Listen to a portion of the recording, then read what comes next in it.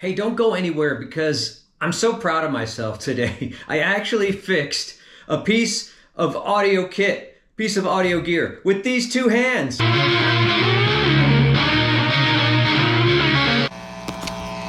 I'm Bob, and you are in the United States of analog, all right? And don't go anywhere because I need all the help I can get. Because if I don't start getting some more subscribers and some more views, I'm gonna have to fold up the tent and leave the circus. That's not a threat.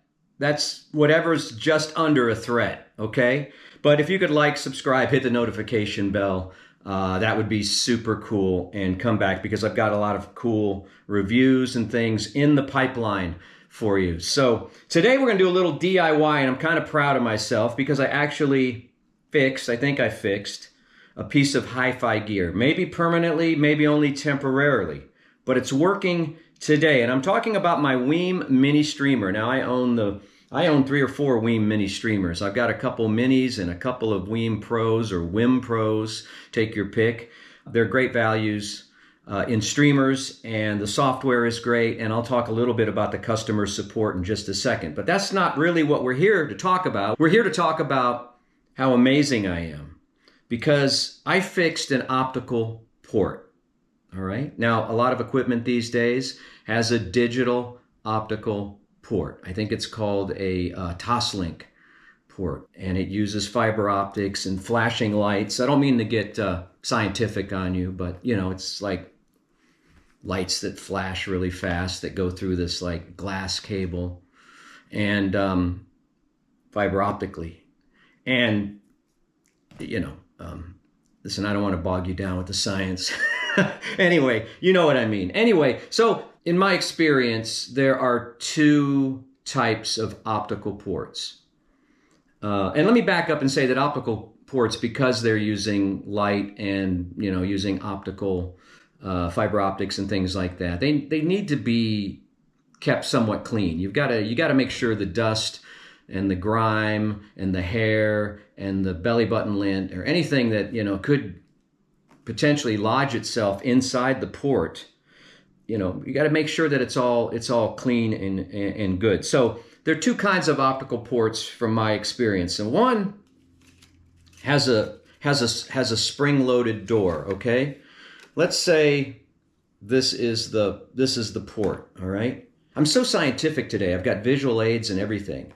So when you take your optical cable, and it only goes in one way, you have to be really careful. The wider part is the top side, and it goes in and it pushes this spring-loaded plastic door up, and your optical cable clips into place there. You can hear a definite click. Now, that, I guess we'll call that the optical door.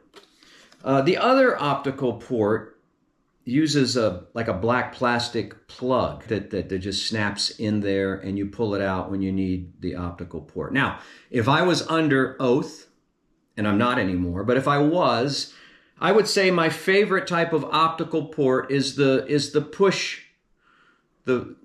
cover, the push pin one. Though that being said, they have a tendency to be lost because they're very small, and once you take it out, very rarely can you locate them to put them back in. But I think it's a better build than the spring-loaded door, because what happened to my Weem mini streamer the other day when I tried to connect it, and maybe the door was already defective, it had already been damaged somehow. I think I was using the supplied optical cable with the Wim, and maybe that's not the best quality. I don't even know if optical cables come in different quality variations or whatever, different levels of greatness and quality. I've been using the Rocketfish ones lately. I feel like because it has a little bit of metallic in there that it's higher quality. I could be fooling myself, and I frequently do fool myself, but anyway, these are pretty good value. These are about $20 at Best Buy, a store that I boycotted for about 6 months last year. That's another story. I was pushing in the optical cable into my Weem mini streamer the other day, and something was wrong. Something was wrong, and I applied a little more pressure, and that little spring door that's supposed to go up there and stay there and put a little downward pressure, a little friction on top of the optical cable to hold it in and snap it in. Well, guess what? That just like that came right off. And I had to get some tweezers and carefully pull it out because I didn't want to damage the sensitive, optical stuff that's going on in there. So I thought, okay, it's a $80 streamer. These things happen. But I was looking at that little black plastic door that I pulled out with the tweezers, and I was thinking, that's just a piece of black plastic, It's got a certain thickness. Kind of reminded me of, I don't know, a credit card. Or like one of these fun cards that you get in an arcade, that you recharge. And you have a million of those in the junk drawer that you never use. You never recharge them. And I thought, what if I cut off a little sliver of a card like this? Now, you may not have one of these like fun cards. You may have like an old driver's license, maybe an old credit card, Diners Club or something. Maybe you got a Chuck E. Cheese membership card or a Hair Club for Men card that's expired.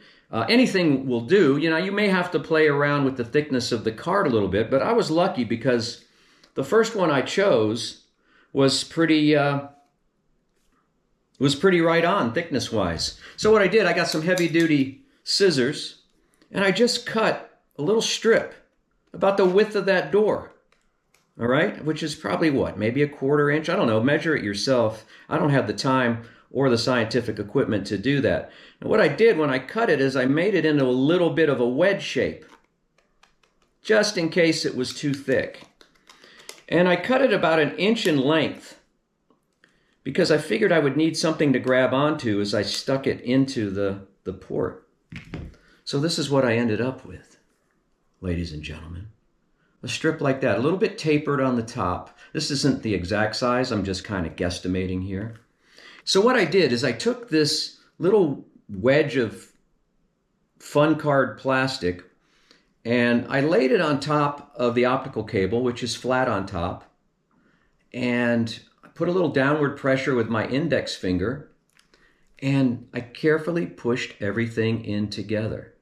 And much to my surprise and delight, and someday to your surprise and delight, the optical cable went snap. It clicked in. It clicked in magically.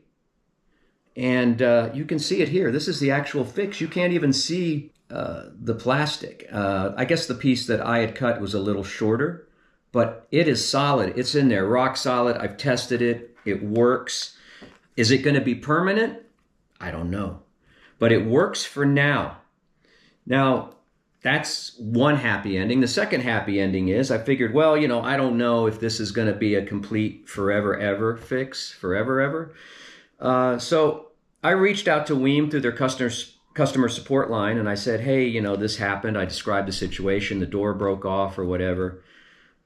These guys and girls at Weem, they're incredible. Their customer service is second to none. They got right back to me about an hour later. They don't know me. I'm sure they're not subscribers to the United States of Analog. Many people aren't. But they got back to me and said, yeah, send us the details. Send us the receipt from Amazon or whatever and what happened. And I sent them a little picture, and they shipped out a new Weem Mini to me that day. Incredible support from an incredible company, incredible product. This will do me for now. I'm going to keep the other one in the box until this one completely goes kaput. But you know what? I wanted to share because really, what kind of friend would I be? What kind of friend would I be to you if I didn't share that with you? All right. So anyway, enjoy your hi-fi, enjoy your audiophilia. And I want to thank you for watching. Please support the channel.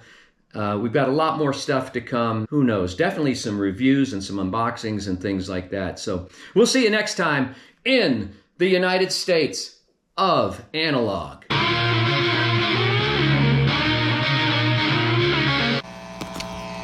don't know, Randy.